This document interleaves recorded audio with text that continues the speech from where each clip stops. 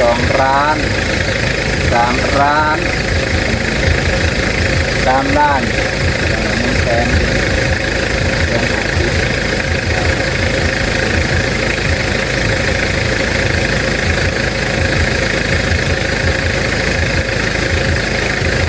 ใกล้ๆครบบ่อยู่ดีแม่งเจ็บอย่าเจ็บอย่าไข้เด้อหาเงินหาคำก็ให้ได้ให้ร่ำให้รวยแล้วให้ได้กว่านี้อีกให้ได้กว่าเลยให้ร่ำรวยให้ได้เงินได้คำเด้อโดยขอให้แม่คำแสนอยู่ดีไม่แห้งเจ็บอย่าได้ไข้อย่ามีให้ร่ำให้รวยสุขภาพแข็งแรงอยู่ดีไม่แห้งสุขภาพแข็งจักสิว่าจังได๋ให้มันให้ยืนเลยแหละทำมาค้าขายให้เจริญกิจการงานก็ให้มันราบรื่นอย่ามีอุปสรรคใดๆสุขภาพแข็งแรงตัวสำคัญนะเนาะบุญรักษาเทวดาคุ้มครองนะแม่เด้อสาธุเพิ่นว่าถ้าเอาเป็นเล็กมันบ่ดีบวมน้ำเฮามันเป็นเมียงมันเป็นขี้เมียงน้ำเฮามันกัดเด้น้ำมันเข้มบานเฮานะเอาแบบนี้เพิ่นว่าดียังหน่อยก็ได้คัดได้ทูได้ที่เพิ่นนี่บ่เสาเพิ่นเอามาให้เนาะมาแล้วพี่เนาะ13 เสาโท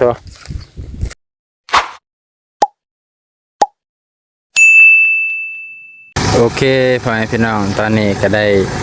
สั่งแท่งน้ำมาเรียบร้อยแล้วซึ่งก็เป็นแท่งน้ำ1,000 ลิตร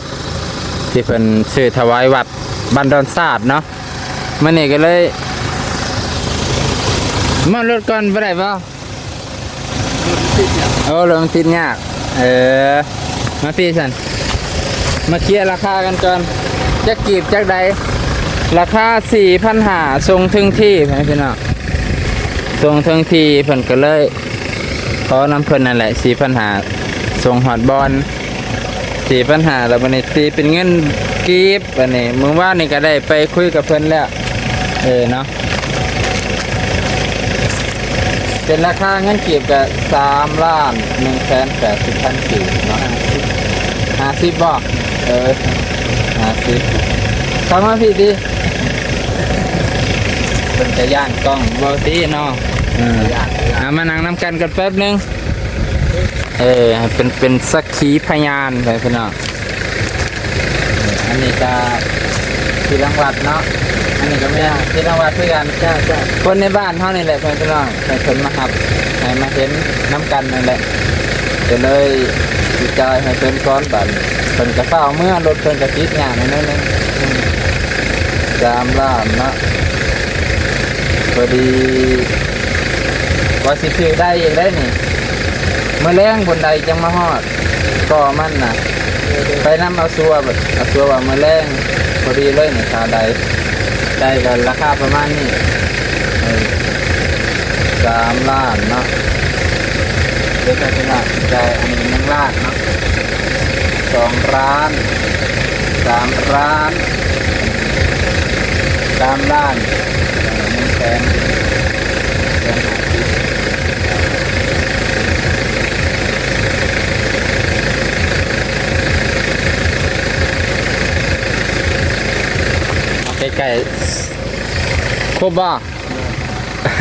ยังตีอยู่น้ำมือข่อยอยู่เนาะก็ยังอยู่ประมาณ100,000กับยังจะปลายมันก็บ่มีล้าน100,000ในตัวนี้อันนี้ก็เป็นทอน50เนาะถือว่า150,000เดี๋ยวเพิ่นก็ทอนโอเคเอาเงินทอนก่อนก็ได้บ่น้องก็แล่นรถมานี่เบิดมื้อวินแดดเลยนี่น่ะบ่นี่บ่เนาะมีคือกันเนาะนี่โอเคนะ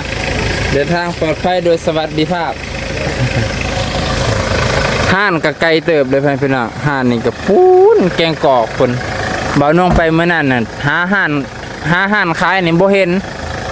จนได้อ้อมไปอ้อมมาเขาว่ามีห้านเดียวนั่นแหละในอำเภอของเมืองจำพรเพิ่นก็เลยแนะนำมาบ่น้องกระสอกหาหลายเติบหลายห้านว่าซั่นเถอะอันสั่งมาจากสวรรค์ก็หัวไกลเติบ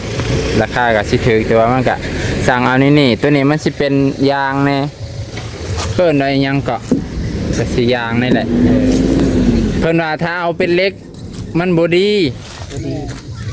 บวม น้ำเฮา มันเป็นเมียงเป็น มันเป็นขี้เมียงน้ำเฮามันกัดเด้น้ำมันเข้มบานเฮานะเอาแบบนี้เพิ่นน่ะดีอย่างหน่อยก็ได้คัดได้ทูได้พันลิตรเลย ลอยไปเนาะ ใช่ เกี่ยงลอย หน่วย10ห้อยพันลิตรมาได้ พันนี่ อย่าว่าร้อยตี อันนี้ แล้วโอ้ยเต็มมันนี่จะใส่เขา แต่มันนี่ซั่นสิใส่เนาะแม่นความได้เต็มมันนี่หันใส่เบิดมือเบิดเว้นเลย ให้มันเต็ม เออ เบิ่งได้ไหมก็ได้ตัวนี้มันจัก ได้ตัวนี้ ำบ่ขึ้น น้ำบ่ขึ้นอีกแล้วบ่น้ำบ่ขึ้นเลยเป็นจั ขึ้ ง น ได๋ มาในตัดจับมันขึ้น มันพี่มันพี่ แต่มันพี่อยู่นี่ยามันพี่อยู่นะ พิวเป็นพิวมันพี่อยู่ลุ่ม เดี๋ยวอยู่ลุมท่อมันบ่ จับอยู่ใช่ แล้วมันพี่ บ่ได้ตัวนี้หรือได้จุ่มครับ ยาวจมหรือเอาใดอันนี้ เพิ่นได้ตั้งได้ ใดต่างได้นี่แหละ ตัวนี้บ่ คันได้ตั้งแบบนี้แต่ว่ามันอาจจะราคาสูงกว่านี้ มันแห้งกว่านี้ จุ่มน่ะเขาคันจุ่มน่ะเขาเจาะหูจุ่ม อันนี้เขา เจาะ เจาะ หัวหูจุ่ม เขาบ่ได้เจาะหูจุ่มเขาเจาะหู หูตั้งนี่ เขาเจาะหูตั้ง กันว่า เจ้าไปจะใส่จุ่มมันก็บ่ล้มเลย แม่นแค่18เม็ดนึงอันที่ใส่จุ่มหั่นนะ น่ะ มันบ่ถึงแต่ว่าใดตัวนี้หั่นลงฮอดเกือบ30เม็ดเขาเจาะ35เด้นะพี่น้องเอาอันนี้เพิ่นก็ได้มาเป็นสักขีพยานให้แล้วบัดนี้ต่อไปก็สิว่าจังได๋เลยเนาะพี่น้องมีแต่ให้เพิ่นเฮ็ดเพิ่นอันหยังก็นั่งห่านมันนั่นนะเลื่อนมันนั่นแหละเนาะ เลื่อนมันแหละ จะบ่ฮู้ว่าเวลาใดก็ค่อยว่ากันใหม่แต่ว่าเฮาได้เพิ่นได้ซื้อให้แล้วตามวัดที่ต้องการเนาะแม่เพิ่นก็เห็นจุดประสงค์ของวัดเพิ่นขาดแคลนวัดนี้ก็บ่มีหยังคู่แต่ว่าอาศัยว่ามีบุญดุมีงานบ่อยงานเข้าพรรษาเข้าประดับดินมีตลอดพี่น้องแต่ว่าอาศัยเหือแห้งของพอออกมีออกในบ้านมันกับบ่พอสิได้เนาะเพิ่นก็เจ้าก็หาเสากินค่ำมื้อหาข้าวปลาเจ้าของก็หาสิบ่พอว่าซั่นน่ะเนาะ โดย มันก็เลยอาศัย เอาตนญาติโยมผู้มีเหือมีแห้งมีกำลังทรัพย์กำลังเงินนั่นแหละเพิ่นก็เลยเห็นอันนี้เนาะตอนนี้อันมาส่งอันนี้ก่อนพี่น้องตอนแรงๆว่าสิมาส่งใดอีกเทื่อนึงเพราะว่าใดมันยังบ่ทันมาฮอดเพิ่นสั่งมาแต่เมืองสวรรค์พุ่นแหละในตัวเมืองของบ้านนงนี่มันบ่มีตัวราคาตัวเฮาอยากได้นะพี่น้องอันนี้คือเจ้าภาพเพิ่นแม่คำแสนมาจากประเทศออสเตรเลียเบิดครอบครัวเพิ่นทั้งอ้ายทั้งเอื้อยเพิ่นทั้งอ้ายเพิ่นนั่นแหละแล้วก็เพิ่นนำนั่นแหละเพิ่นเห็นเฮาว่าเฮาบ่มีอันนี้เพิ่นก็เลยซอยเพิ่นก็อยากเฮ็ดบุญนำบัตรนำบ้าตอนนั้นเพิ่นเจาะน้ำมาดานก็เป็นเพิ่นนั่นแหละเด้อแล้วอันนี้ก็เป็นกับเพิ่นอีกก็ถ้าเบิ่งต่อไปมันจะก็มีอีก โดยจ้ะไอ้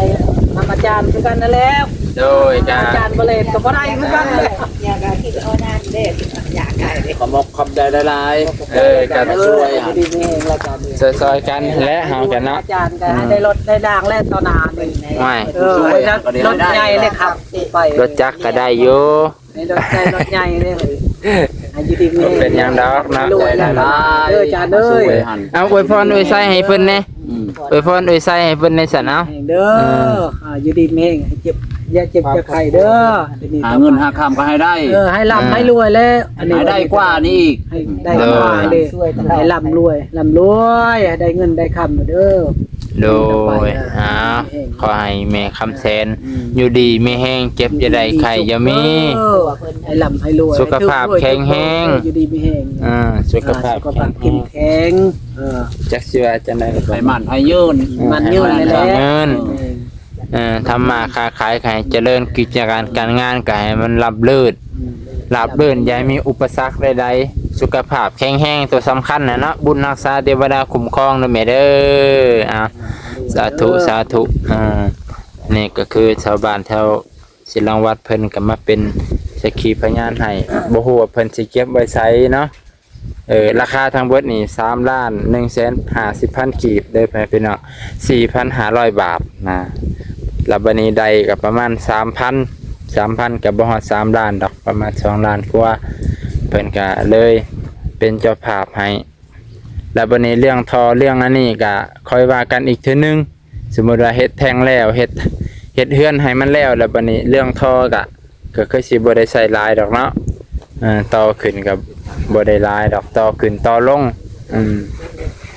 แต่ว่าเรื่องใดนี่สิเบิ่งอีกเทื่อนึงว่าใดตัวใหม่แล้วมันสิได้ต่อทอจังได๋บ่ยันใดตัวใหม่มันบ่คือกับคู่ตัวเก่าเนาะ อย่ามันเป็นแบบก็จังว่าได้ต่อเป็นบ่ต่อใดขึ้นบ่ก็บ่ยากดอกก็มีผู้เป็นอยู่ในบ้านเฮาก็จอยโอ้อันนั้นเสาเด้อะไรว่าอะไรกันมาเบิ่งอันนี้ก่อนพี่น้องมาเบิ่งเสาที่เพิ่นนี่บ่เสาเพิ่นเอามาให้เนาะมาแล้ว พี่น้อง13เสาโทอันนี้หั่นไม่ที่เพิ่นจะเฮ็ดกระตูบน้อยๆให้ครูบาอาจารย์เพิ่นมาพักยามมีงานมีการมีงานเพิ่นมาพักพรให้เฮ็ดกระตูบแอมด้วยไม้หญ้าค่านั่นแหละพี่น้องเพิ่นก็เลยชาวบ้านเพิ่นพากันเฮ็ดไม้ไว้ตีไม้ไว้แล้วตัดไม้ไว้ตัวนี้เนาะคัก13เสา2 4 6 8 10พี่น้อง13เสานี่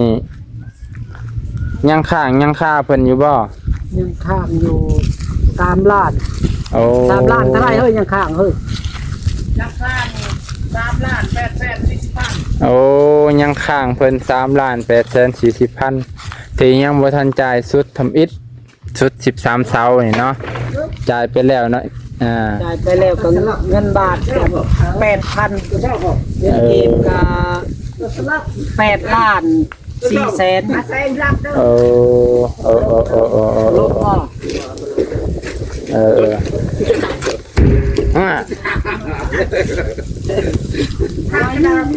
ไว้ลุมอ่ะไปนู้นเดี๋ยวนี้จ้าละไปพูดออกไปอย่าวุ่นวายอยู่เขาตั้งประตูดิฉันบ้าหรอวะละไปจะอะไรหน้าไปแต่งไม่คนบ่มีเขาก็เอาเบิดให้แล้วโอ้ยแม่นได้เอาจะไปไผสิไปขายบัดนี้ไผสิซื้อน้องวานะเอาใบกลางก็บ่เอาแล้วขายไม่ธรรมดาโจยน้ำจะเวียดเด้ยังว่ากันไหมเมื่อแรงข่อยสิมาอีกเทื่อนึงเด้อหามองเล่นใครอยู่ดองเบอร์ไผยาวนาน15 ปีรับประกัน15 ปีพุ่นแหละพี่น้องเอามานี่ก็จบเพียงเท่านี้ก่อนพี่น้องบ่ข้อแหดจักว่าสิเป็นหวัดก็บ่จักบ่อย่าเด้อเพิ่นประจำอยู่ไสอันนั้นผู้เป็นเจ้าภาพนี้เพิ่นอยู่ประเทศออสเตรเลียเลยเพิ่นประจำอยู่พุ่นแม่นเพิ่นเหตุงานอยู่พุ่นสอยเรือสังคมคือกันเพิ่นก็สอยเรือวัดว่าศาสนาเพิ่นแห่งมักพุ่นน่ะแม่สิคนลาวเฮานี่แหละประจำอยู่พุ่นเพิ่นไปแต่โดนแหละสมัยเพิ่นแหละเห็นบ้านเมืองเฮาขาดบ่มีเพิ่นก็ซอยตามกำลังเพิ่นนั่นแหละเพิ่นก็อยากได้บุญได้กุศลเนาะคือว่าแหละไปไกลไปดนก็กินฮอดบ้านกินฮอดเมืองไปพี่น้องก็สิจบเพียงเท่านี้ก่อนเด้อพ่อแม่พี่น้องบ่สุคนโอเคน้ำให้พี่น้องเป็นจังได๋ก็ฝากเป็นกำลังใจให้คือเก่าแหละพี่น้องมานี่มาเป็นสะพานบุญให้แม่เพิ่นอยู่ แม่คำแสนอยู่ที่ประเทศออสเตรเลียเนาะมาซื้อแทงน้ำแล้วก็มาแรงสิเอาใดมาให้เพิ่นอีกปั๊มน้ำนั่นแหละปั๊มน้ำให้ปัดเพิ่นใส่สะดวกถึงสิบ่มีครูบาอาจารย์ก็ยามมีการมีงานมีบุญมีศีลเพิ่นก็บ่ต้องยุ่งยากอีกให้เพิ่นเนาะสะดวกสบายมันก็สิมีมาเรื่อยๆนะว่าซั่นเถาะคันมีแนวสะดวกแล้วเฮ็ดการเฮ็ดงานเฮ็ดบุญหยังมันก็สบายเฮาก็สิได้บุญเต็มที่จังได๋ก็อยู่ดีมีแรงเก็บจังได๋ใครจะมีสุขภาพแข็งแรงเด้อบ่ทุกผู้ทุกคนที่รับชมแล้วก็เจ้าภาพที่เป็นเจ้าภาพซื้อแทงน้ำก็อยู่ดีมีแรงเก็บจังได๋ใครจะมีบุญรักษาเทวดาคุ้มครองสาธุ